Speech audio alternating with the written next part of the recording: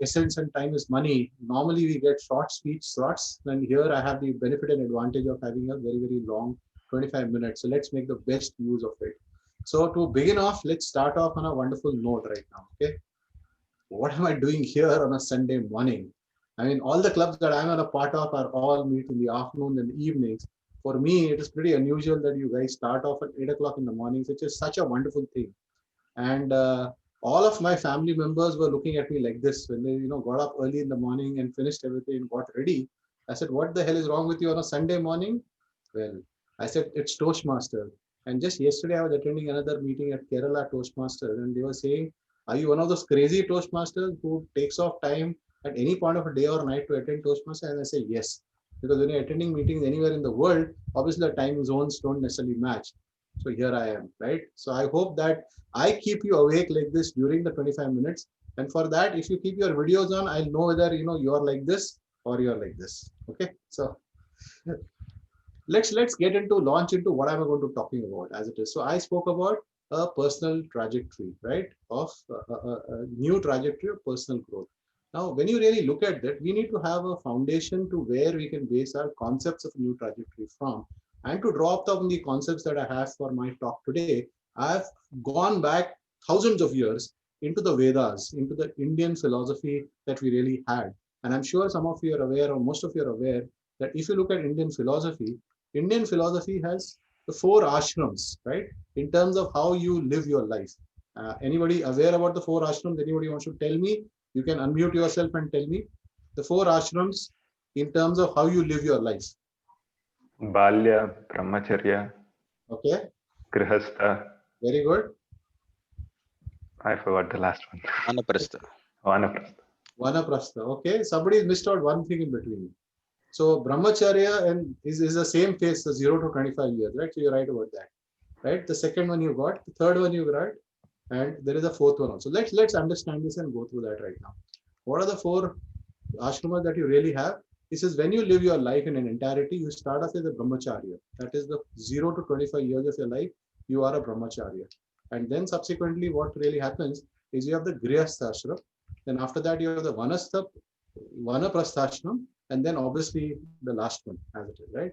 So when you talk about brahmacharya, what are you really talking about? It is the student stage. It is characterized by education and study as an aspirant develops skills and essential self-discipline that you have to be able to be successful in life. That's the first ashram in Indian philosophy. What is the next one when you come to?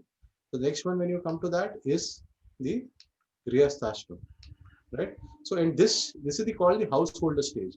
So the duties are around marriage, children, gainful work, earning basically. That's the whole element of it. Shoulder responsibility and impact the family and society. That's what the grihastha ashram is all about. Once you go through grihastha ashram between 25 to 50 years, you come to the third ashram in Indian philosophy. What is that ashram all about? It's all about vanaprastha ashram, right? What do you really have that? It is when you become a forest dweller. A simple living arrangement, service work is undertaking, and the role of a counselor is adopted. So this is something very, very key to understanding that the role of counselor becomes a key part of the Vanastha ashram, which is between the age of 50 to 75. And then obviously the last part of it is sannyasa, right? That you go through and you then leave everything and then move on in life. I mean, that is the 75 to 100 years. So this is where you completely become detached to everything and you move on. So these are the four ashrams that you really have in Indian philosophy. Now, is there a parallel that we can draw out of these ashrams and apply it to our lives? Can we draw that and apply it to many stages in our lives or many things that we do in life? And what I've tried to do here is to give you a connect between the four ashrams, not necessarily the fourth one, but definitely the first three ashrams, and how you could implement and use it in your own life. So what is it that you could possibly talk about? So does this journey apply, to you at a personal level also? Interestingly, yes. If you really draw corollaries or parallels, there is an opportunity for you to put this into place in your personal journey too. And how could you do that? Because when you now replace the first one, right, which is what was the first ashram again? Brahmacharya. Brahmacharya, right? Brahmacharya is all about learning, right? So if you replace Brahmacharya and you take the conceptual framework of saying, in the first phase, I will focus upon learning. And that is the key thing that you really do. So whatever you do in life, whether it's a new skill that you take up, whether it's a new element that you want to do, learning is very, very important. Now, interestingly, even though these four ashrams in Indian philosophy have particular time frames, now when you apply this in your personal life, it doesn't mean this is basically then you can apply this in terms of whatever you are learning. So you might be learning Toastmasters, somebody might have joined at the age of 35. Then you have started learning the elements of Toastmasters at that age, right? So it doesn't matter. It's not about the age that you started off it. It's about the phase. So here you look at it as a phase, saying learning is the first phase. So whatever else you might do, focus upon ensuring that you can learn. And we'll talk a little bit more about what do you really do in learning. And I'll also connect the dots to our Toastmasters experience, right? We are all Toastmasters. So we also need to understand how can we apply these not only to other things in life, but also in Toastmasters. Let's really look at it right now.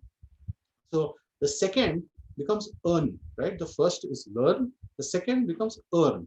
So this is the second phase that you really do. And you might be thinking about, you're talking about earning in terms of money. Yes, but I'm talking much beyond that, right? And we'll talk about that also. So the first phase, which you link with your brahmacharya, is learning. The second phase, which is what? Grihasthashram, which is about earning, right? And the third phase that I'm going to talk about is about returning, right? So this is the three elements that I want to bring into play out here when you really want to ensure that you look at everything that you're doing in life with these three focus areas, which is basically you start off with learn, earn, and return. So this is a fundamental concept that you have to figure out and apply.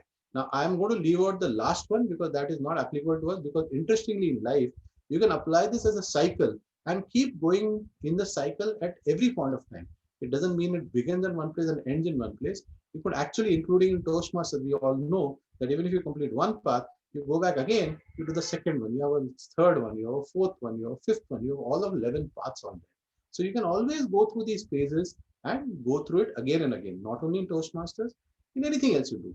You might have studied engineering in your college and you studied software and something like that. But today there are new technologies coming up. So you land up focusing upon learning these new technologies. You focus upon, building your skills around that. So there is always a learning phase that you'll do, no matter what you do.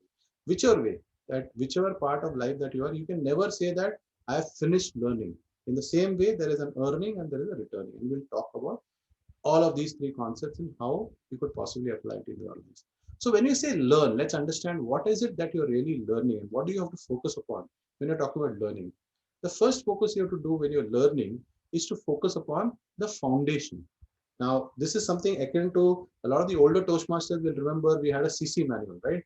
CC manual had 10 projects and all of that were basics that you're really building. In the same way, everything that you're doing in your education, you have a foundational element that is always there, the basic conceptual framework. That is something you need to understand. Now, what happens in a lot of times when we get to a learning process, we sometimes say, hey, I understand the foundation, I'll skip that and move on to the advanced things. Well, the foundation, if you do not get it right, you might know 8 of those things, but some of the things you don't know. And if you skip it, it doesn't help you. So the first element that I'll say when you want to learn is to ensure that you focus on the foundation. The foundation is very, very critical. Once you have a strong foundation, then building any structure on that is simple to do. But if you have missed out on key components of the foundation, which you'll realize later on, then obviously you're going to have a very, very shaky structure. So this is the first fundamental element that will give you the feedback, that focus on building your foundation. What is the next thing that you have to do in learning is repetition. Now, it's not necessary or enough that just because you've understood the concept and you've maybe internalized it, have you internalized it? Not necessarily. What is a technique or what is a way to internalize learning is to ensure repetition. Now, don't we see this when we do in Toastmasters, right? We come back to the stage again and again. You do table topics. You do it once, you do it 10 times, you do it 15 times. It's only when you start getting and doing it by repetition, then you start getting in all the nuances. You do speeches, you do evaluation, anything you do an R counter role also, right? It's only when you've done it multiple times is when you start really understanding that entirety. How can I bring value to it? How can I deliver value to the person that I'm giving feedback to, right? And any of the things you're doing. So this is very, very important, that repetition. It's not essential because you've understood it, you've internalized it. No, that internalization happen when you put in the repetition element into your learning process. Now, the third thing is what is the process that you really follow? And the process is it's good when you are a part of a system when there are already processes that exist. Like Toastmaster has a very set process, right? That you go through. You go through a level one in pathway, level two, level three, level four. You pursue that, right? So there is a fundamental structure to it. Now, when you went through an education system, you had a fundamental structure to it. Now, if you land up going in learning something new, my recommendation to you is try to identify the process that you will be going through so that you can ensure that you follow that process in its entirety. Look at things where processes are available that will aid your learning. Now, this is so very important because a lot of us, I'm sure, I talk to so many people who tell me that I wish I was a part of Toastmasters 10 years back, 15 years back, 20 years back. I mean, I myself feel I joined Toastmasters when I was, 40s as it is, right?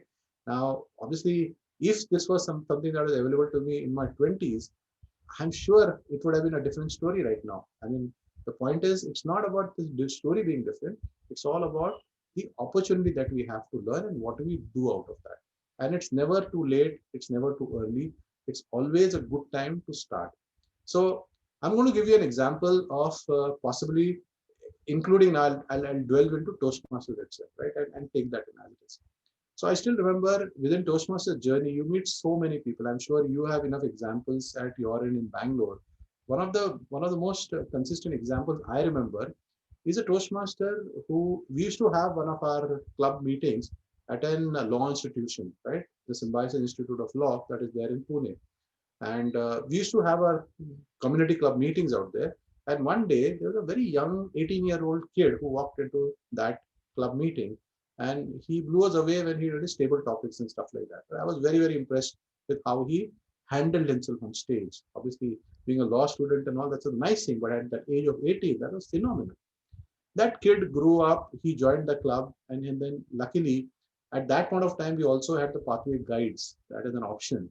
And instead of doing an area director, he was able to do the pathway guide thing and still get this credit for a district officer role. Because otherwise, it would have been a challenge for him for picking up those roles.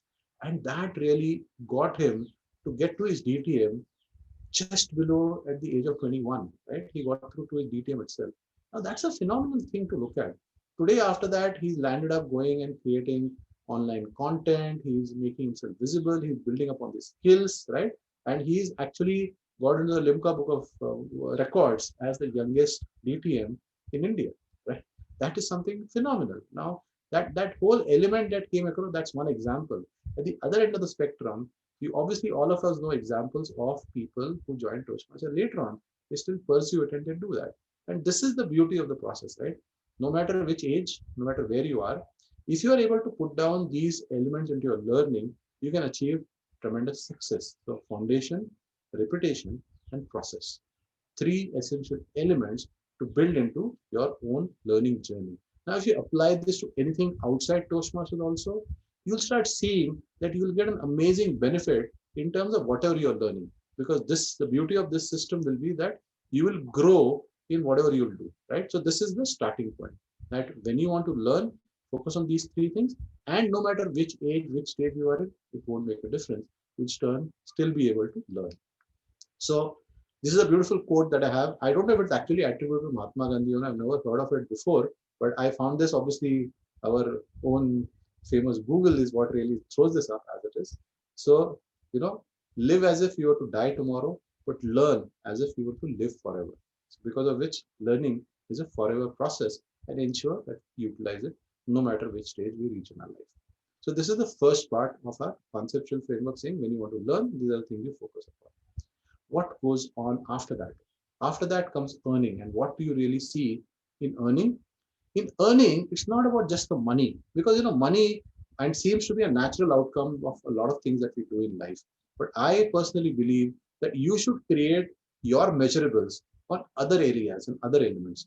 Now, in Toastmasters, obviously, you have the benefit of certification. That's something that is clearly available, right? Every level that you complete, level 1, level 2, you accumulate certificates, right? It's an indication of what have you crossed. Now, this is very important, that when you accumulate that, this is not a piece of paper It's a satisfaction that you get of having crossed a goal, right? As human beings, we all need that indication for us that we've crossed a finishing mark somewhere.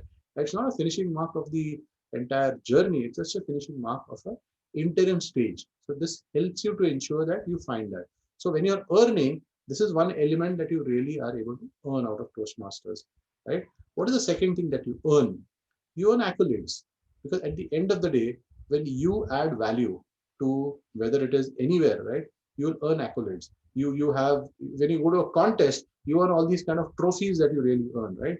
And that's something that no matter which age you are at, it's a good sense of satisfaction that you get. Yes, that this is being recognized and this is being, something that all of us want. Everybody wants appreciation, right? Everybody wants to be recognized, and accolades are definitely a key element to that. So when you want to ensure that, as a leader now, I want to put this in the other perspective now. If you're a leader in an organization, if you are an entity that manages other people, keep this fundamental element in your mind frame. That if you want to motivate people, then ensure that you bring in elements that help them to earn also, just beyond money. And these are in terms of certification, accolade, and respect, right? Three very, very critical elements. We seek ourselves, even though we might turn around and say that, hey, I am above all these things. Nobody is, right? We are all human beings that are governed by the same motivation. Somebody might be motivated more, somebody might be motivated less. But when you are a leader, when you understand that there is a lot you can help people to earn that goes just beyond money, this is where you can bring in into your organizations, into your leadership teams, the opportunity to create either of these things, certifications, accolades, respect. Ensure that there is a lot of it available to get your team to earn, right? And when they earn and when they become rich in this, is when they are able to add tremendous value. And again, you will see Toastmasters has mastered this art, right? If you look at it, right, as a system, if you wonder sometimes why Toastmasters is so successful, why is it that people are so committed to Toastmasters, is because Toastmaster actually gives you a lot of earnings on all of these three levels. And that earning is what really gives people. I mean, why do you hear about people? When I went to the US last year, I I met somebody in the US where I went gone for one of the club meetings who had joined Toastmasters 50 years back. Can you believe it? I still have a photograph with him. In fact, I think I should have put up that photograph, right? A person who joined Toastmasters 50 years back, my God, that was hats off, right? And obviously, he would have been on and off in Toastmasters. I'm not saying he continued for Toastmasters for 50 years, but he's still today a member and he comes to a meeting. It was a very small club. They were meeting in a church and they had hardly around 12 people attending the meeting. But he was there. He was all of 80 years old, right? It was an amazing feeling to meet somebody like that, right? Who has come and joined and he still continues on his journey, right? Even at the age of 80. Now, why do you think that happens? Right? There's an element that was there in learning. There is an element in terms of earning, right? And that is so very critical to ensure. So if you are a business leader, if you are a business owner, keep this fundamental element in mind. Build in earning. And when you also earn, be happy about what you're earning. Don't run away from it. Don't deny it. It's an essential part of the process which you need to ensure that you are aligned to.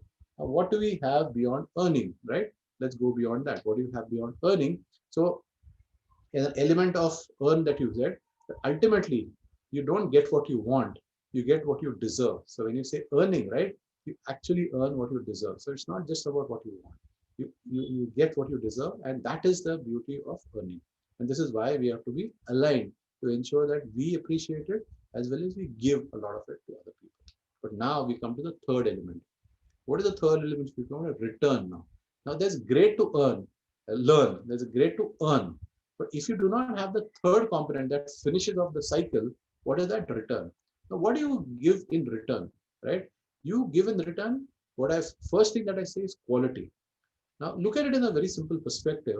All of, even in your club, I'm sure somebody like a Mohana Krishna, when he spoke today, right? Some of the senior people who are there, when they're a part of the club meetings, what really happens? Right? They add to the quality of the meeting. They help the quality to come up. So you should be able to return quality when you are a professional, maybe in a software work or some other work. Right? You might be in design, you might be in teaching, you might be anything else. Now, when you become a senior person there, what do you really add back into the system? You add back into the system quality, right? Because you have experience, you've seen the good, the bad, the ugly, all of that you've seen in your own experience that you've had by doing those things. Now, how does somebody else get the benefit of that? Is when you bring quality into the returning process. Because there's no point if you have that experience, if you have that all that knowledge, but you're not able to bring back quality to others around you. When you're able to demonstrate that quality, when you're able to help them to come up on that quality, is really a significant addition that you have in terms of returning back to people. So this is my first element, that when you want to return, focus upon how do you focus on quality to give in return. What is the second thing that you focus upon? You focus upon mentoring. Now, mentoring is so very important because you have so many people around you who are younger than you, not necessarily in age, but younger than you, maybe in terms of the knowledge and experience of that domain that you are in, right? Now, how do you help somebody else to become better? Is you by mentor them. So as you have that experience, right? One is at the generic level, you add quality. But the second, at the experience level, you bring somebody up in terms of their capability, their knowledge by mentoring them. So this is a big investment that you should be willing to do by doing when you're talking about return. And the third thing you have to do in the return is in terms of providing leadership. Now, no matter what you are, is a part of a community, you're a part of Toastmasters, you're a part of an organization, you have to be able to give back in the form of leadership. When you give direction, when you give elements of taking up roles, like people ask in Toastmasters that, hey, I'm happy delivering speeches, right? I don't want to do others. I don't want to do club XCOM roles, right? Now, this is that essential element that comes back, that if you're not willing to return back, right, in terms of providing leadership, then you're doing injustice to the process because you're not really adding value the way it is there to be. If why does somebody take off time from the busy schedule to become area director, or division director, or district director, right? It's giving back in return and they're providing the leadership because then the organization can build other leaders in the process. So this is the cycle, the virtuous cycle that all of us have to be clear about. That when you really build these three elements in is when you do that. So a wonderful example of return, right? When you are giving, you are actually ready to receive more. So the whole cycle starts all over again. And this is the cycle we're talking about: the earn, the learn, and the return. Now, the beauty of Toastmasters, and here, don't worry, there is no fourth stage in Toastmasters, there is fourth stage in life. This is a cycle that you can keep doing all your life. You can keep going through this cycle at every point of time, and you can start all over again. And at any given point of time, you might be at different stages of this cycle. But when you focus upon learning, when you're focusing upon earning, when you're focusing on returning, is when you truly are justifying and adding value to your presence in that entire environment. So this is my clear message to all of you all today. You're at the beginning of 2021. When you're at 2021 beginning, it's not just about a new year or something like that. I think it's all about ensuring that we get a perspective that what is important for us and how do we really create a new personal growth trajectory. That personal trajectory comes with a realization. When you realize this, then it's not about a goal. It's not about some number. It's not about something you have to achieve. It's all about a process. Because when you understand the process, then your ability to be able to incorporate that into your life is so much better. And when you incorporate the process of learning, earning, and returning in everything that you do, you will start seeing a significant change in your ability to make an impact. And isn't that what we are here for? We are here to make a difference because of our presence. If the world did not have any difference because we existed or not existed, then it doesn't help, right? Whether it could be 5 people, 50 people, 500 people, 5,000 people, we make an impact. But now, instead of just focusing on 5 people, instead of just focusing on 50 people, can we think, can we impact more people? And when we start following this process, you will impact. Whether it's your personal life, whether it's your professional life, whether it is Toastmasters, whether it's some other non-profit that you are part of. This cycle will apply everywhere, and this cycle will help you to grow. I think with that, I'm going to come to the end of my talk today. The red card is still not come up, so that means I'm well within my time. So we can then stop and move on to question and answers. Thank you, DTM Ajay Hiraskar. Let's all, give him a big round of applause for that amazing insight on learn, earn, and return. I must admit, we all understand this cycle of life, but DTM Ajay, the way you have explained this in the most simplistic manner, I haven't read or heard or have seen anyone speaking and explaining it to us in that way. Of course, we all know all phases of ashrams we have in life, but the way you have actually put it simply with the right examples or simple examples, I would say, right? Not too much of complications, not too many well said quotations